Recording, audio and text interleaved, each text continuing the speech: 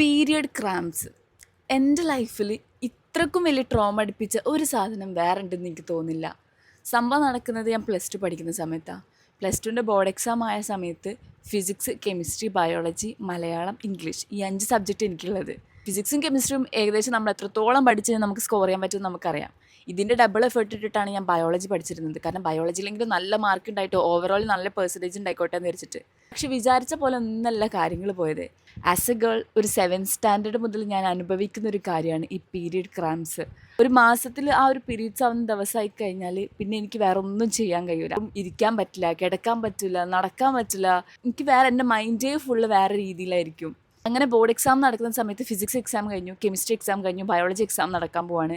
Biology exam ഹാളിലേക്ക് കയറി exam ഹാളിൽ ഇരുന്ന സമയത്ത് എൻ്റെ കയ്യിൽ ക്വസ്റ്റ്യൻ പേപ്പർ കിട്ടുകയാണ്.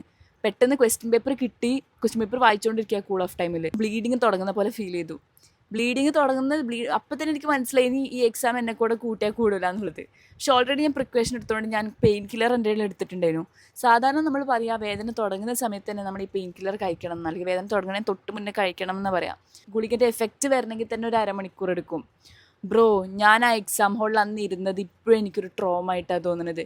എൻ്റെ ചുറ്റുമുള്ള എല്ലാ സ്റ്റുഡൻസും ബയോളജിൻ്റെ ക്വസ്റ്റ്യൻ പേപ്പർ സിമ്പിളായിട്ട് എഴുതിക്കൊണ്ടിരിക്കുകയാണ്. ഞാനിങ്ങനെ ഇരിക്കുക, ഒരു മണിക്കൂർ ഞാൻ സ്റ്റക്കായിട്ടിരിക്കുക. ഈ മരുന്നൊന്ന് എഫക്റ്റ് ആയിരുന്നെങ്കിൽ, കുടിച്ച മരുന്നൊന്നും അവിടെ എത്തിയിരുന്നെങ്കിൽ എന്ന് പ്രതീക്ഷിച്ചിരിക്കുകയാണ്. ആക്ച്വലി എൻ്റെ തലയിലൂടെ ആ സമയത്ത് ഓടിക്കൊണ്ടിരുന്ന കാര്യങ്ങൾ എന്താ വെച്ചാൽ എങ്ങനെയെങ്കിലും എക്സാം ഹാളിൽ നിന്ന് പുറത്തേക്കൊന്ന് ഓടിപ്പോയാൽ മതിയിരുന്ന്, നിർത്തി ഓടിപ്പോയാൽ എൻ്റെ ബാക്കിൽ ആരെങ്കിലും ഓടി വരുമോ എന്നുള്ള ചിന്തകളൊക്കെയാണ് ഇപ്പം എൻ്റെ മനസ്സിൽ പോയിക്കൊണ്ടിരിക്കുന്നത്. ടെസ്റ്റ് ബോർഡ് എക്സാമിന് അത്രയും പഠിച്ചിട്ട് അവിടെ പോയി ഇരിക്കുമ്പോൾ ഉണ്ടാവുന്നൊരു സിറ്റുവേഷൻ അന്ന് എനിക്ക് ശരിക്കും ഒരു ട്രോമ അടിച്ചു. ഒരു മണിക്കൂർ കഴിഞ്ഞാലാണ് ആ മരുന്നൊന്ന് എഫക്റ്റ് ആവണത്. ബാക്കിയുള്ളൊരു 1.5 മണിക്കൂറിലാണ് ഞാൻ ആ എക്സാം എഴുതുന്നതും. എത്രയോ ക്വസ്റ്റ്യൻസ് വായിച്ച് പക്ഷെ ആൻസർ എഴുതാൻ പറ്റുന്നില്ല. കാരണം ഈ വേദന ഉള്ളതുകൊണ്ട് എൻ്റെ ഫുൾ മൈൻഡ് വേദനയിലേക്കാണ് പോകുന്നത്. എനിക്ക് പറയാനുള്ള സ്റ്റുഡൻസിനോടാണ്, നിങ്ങൾക്ക് അങ്ങനെ ഭയങ്കരമായിട്ട് പീരിയഡ് ക്രാംസ്, നോസിയ, വോമിറ്റിംഗ് ഒക്കെ ഉള്ള ആൾക്കാരാണെങ്കിൽ ഒരു എക്സാമിനൊക്കെ പോകുമ്പോൾ നന്നായിട്ട് പ്രിക്കോഷൻ എടുക്കുക.